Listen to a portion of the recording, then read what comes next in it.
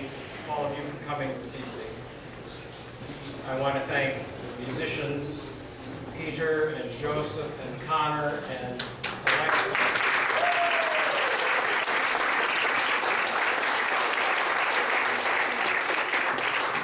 There's nothing that John loved and Mary loved more than singing.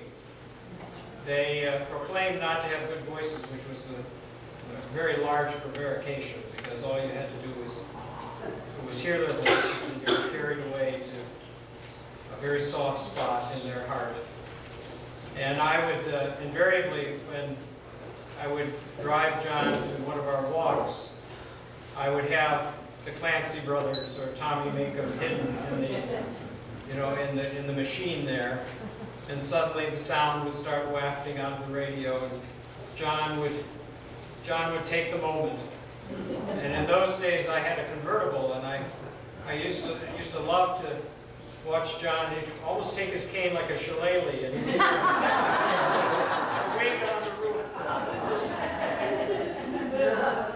And the picture of the two of us going down the Pacific Coast Highway with John waving a shillelagh is forever embedded in my mind as a happy moment.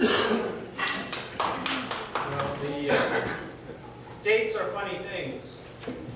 We didn't originally pick this date for this gathering this evening. We picked a much later date in May because the church is always busy and there's many things happening. Schedules had to be coordinated and so forth. But gratefully, Martin's travel schedule, and many thanks to Martin Sheen as well for spending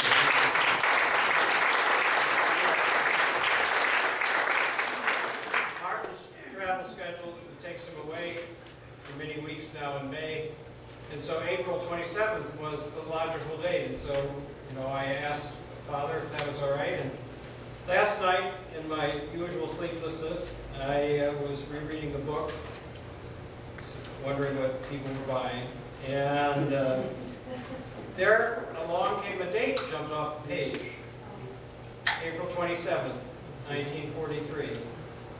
The day Monsignor was ordained priest. Wow!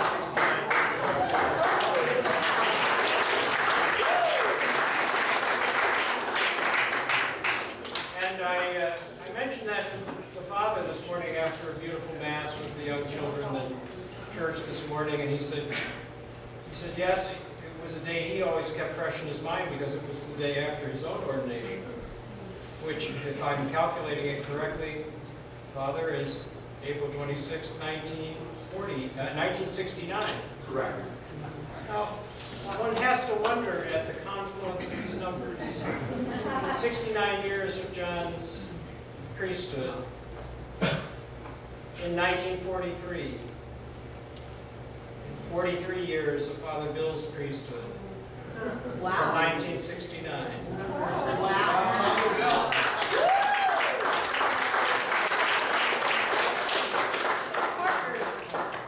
There are two other dates that stand out in this thing that has come to pass. The 25th of August was an exceptional day. The clear skies and bright morning stars yielded to an even more magnificent sun. We were the guests of Rick Caruso at his residence in a stunningly beautiful development called Americana at Grand. Rick has a gift for creating public-private spaces that enliven towns and cities, inspiring a genuine feeling of community. This was one of his best, with fine shops and residences above the lawn and an ever-performing fountain. As I watched the morning sun come up behind the towers of downtown Los Angeles, I felt the presence of my late mother, Beatrice Evelyn Newman, born August 25th, 1923. Daughter of William Newman of Kankakee, Illinois, and Mary Wood of Milwaukee, Wisconsin. Remained ever present in my memory 5 years after her passing. Others had predeceased my mother in our family, but Mom's back of the hand, see if you can throw me off my stride attitude toward her death, looking after others at home and totally at ease, passing shortly before the break of day on the Ides of March 2005.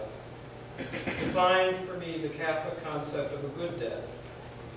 most particularly the conversation we had leading to Mom's final "I love you, Douglas."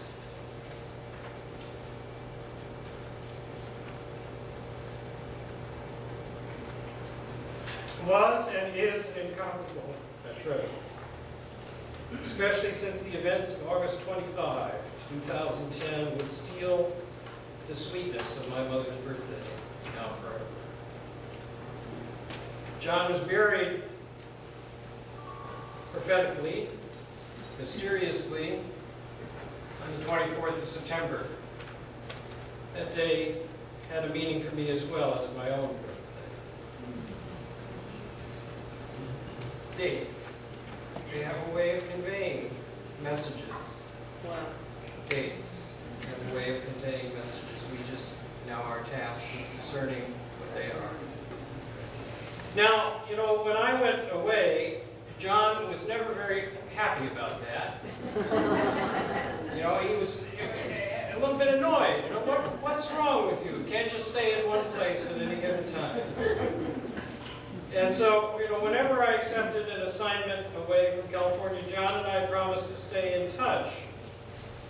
The ambassadorship in Malta presented a greater challenge, Malta being 20-some hours away by air and in a time zone 9 hours ahead of California.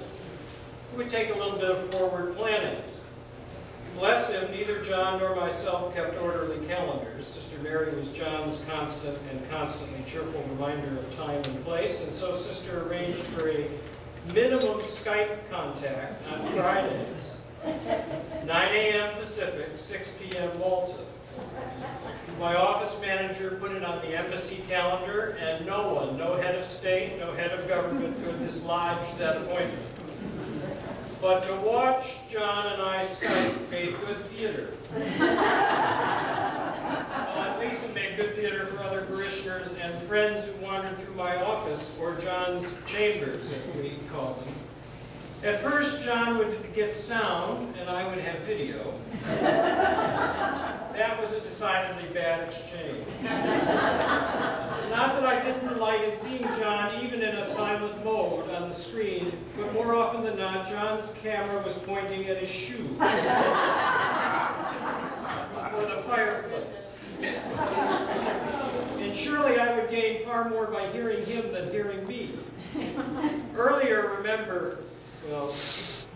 in the book, John gives some excuse about missing my discussion because he said, well, I really can't hear what it is you're saying, although, you know, that was a hearing aid problem for John, but, you know, Father Bill before gave a very thoughtful message, and in the process of his message, he also reminded us that conversations with the Monsignor was a bit of a roller coaster.